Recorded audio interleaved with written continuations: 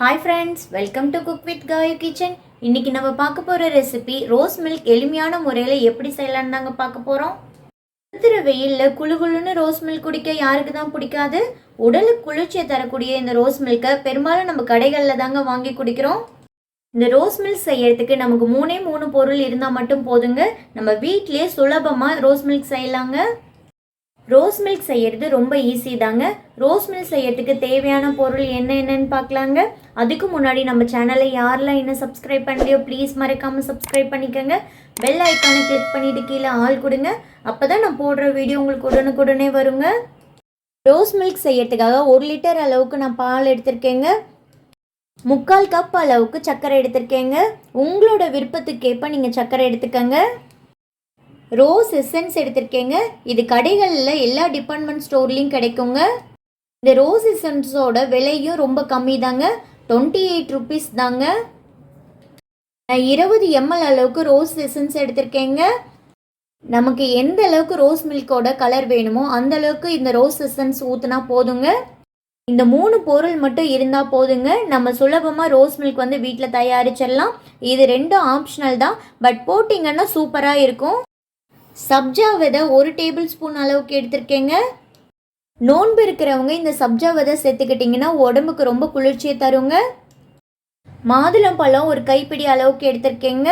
இந்த மாதுளம்பழம் தான் போடணும்னு கிடையாது, உங்களுக்கு விருப்பப்பட்ட எந்த பழம் வேணாலும் சேர்த்துக்கலாங்க. உங்ககிட்ட பழங்கள் இருந்தால் சேர்த்துக்குங்க, அப்படி இல்லாட்டி இதை ஸ்கிப் பண்ணிக்கலாங்க. இனிமேல் நம்ம ரோஸ் மில்க் செய்யறதுக்கு ஸ்டார்ட் பண்ணிடலாங்க. ரோஸ் மில்க் செய்யறதுக்கு முன்னாடி நம்ம சப்ஜா விதையை ஊற வச்சிடலாங்க. மினிமம் இந்த சப்ஜா விதை ஊறுறதுக்கு 10 நிமிஷமாவது தேவைப்படுங்க. நான் 1 டம்ளர் தண்ணி ஊற்றி சப்ஜா விதையை ஊற வச்சிட்றேங்க. இப்போ இதை எடுத்து ஒரு சைடு வச்சிடலாம். அடுப்பை ஆன் பண்ணி ஒரு கடாயை வச்சுட்டேங்க. நல்லா அகலமான கடாயாக எடுத்துக்கோங்க. நம்ம எடுத்து வச்சுருக்க 1 லிட்டர் பால் அதில் சேர்த்துடலாங்க.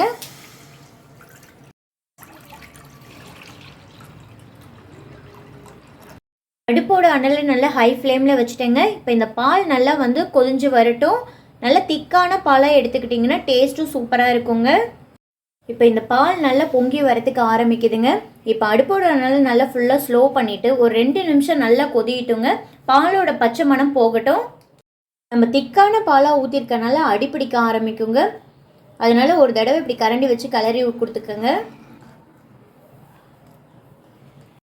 பால் நல்லா 2 நிமிஷத்துக்கு கொதிஞ்சிருச்சுங்க. பாலில் இருக்க பச்சை மணமும் போயிடுச்சு. இப்போ அடுப்பை ஆஃப் பண்ணிடலாம். இப்போ இந்த பால் கொஞ்சம் கூட சூடு இல்லாத அளவுக்கு ஆற விட்டு எடுத்துக்கலாங்க. இப்போ இந்த பால் நல்லா முழுமையாக ஆறி வந்துருச்சுங்க. ஆடை கட்டியிருக்கு பாருங்கள். குடிக்கும் போதே இடையில ஆடை வந்துச்சுன்னா சூப்பராக இருக்குங்க. டேஸ்ட்டும் ரொம்ப நல்லா இருக்குங்க. இப்போ எடுத்து வச்சுருக்க 3/4 கப் அளவுக்கு சர்க்கரை சேர்த்துக்கலாங்க.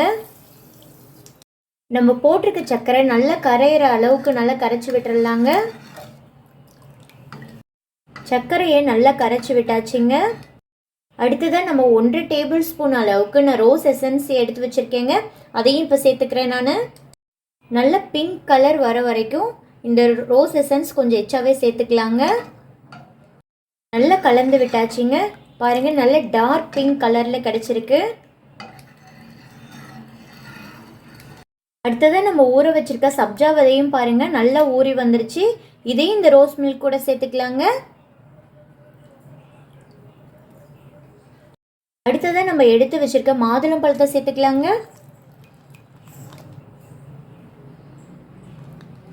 இந்த பழம் போடுறது எல்லாமே ஆப்ஷனல் தாங்க. உங்ககிட்ட இருந்தால் போடுங்க, இல்லாட்டி விட்டுருங்க. பழங்கள் நம்ம குடிக்கும் போது வாய்க்கு கிடைக்கிறப்ப நல்லா கிரன்ச்சியாக இருக்குங்க. உங்ககிட்ட ஐஸ் கட்டி இருந்துச்சுன்னா ஐஸ் கட்டி சேர்த்துக்கோங்க. இப்போ இந்த ஐஸ் கட்டி நல்லா கரைஞ்சி வரட்டுங்க. ரோஸ் மில்க் செஞ்ச உடனே குடிக்கணும்னு நினச்சிங்கன்னா கண்டிப்பாக இந்த ஐஸ் கட்டி செஞ்சு வச்சுட்டு சேர்த்துக்கோங்க. அப்படி இல்லாட்டி செஞ்சு வச்சுட்டு ஃப்ரீசரில் ஒரு 1/2 மணி நேரம் வச்சாலே போதுங்க. நல்ல கூலிங் ஆயிரும். அதுக்கப்புறம் நீங்கள் சில்லுன்னு எடுத்து குடிச்சிக்கலாம். நம்ம போட்டிருக்க ஐஸ் கட்டி நல்லா கரைஞ்சிருச்சுங்க. அவ்வளோதாங்க, நம்மளோட ரோஸ் மில்க் சூப்பராக ரெடி ஆயிடுச்சுங்க. இது செய்யறதும் ரொம்ப ஈஸி தான். இந்த மாதிரி ரோஸ் மில்க் உங்கள் வீட்டில் இருக்கிறவங்களுக்கு செஞ்சு கொடுங்க.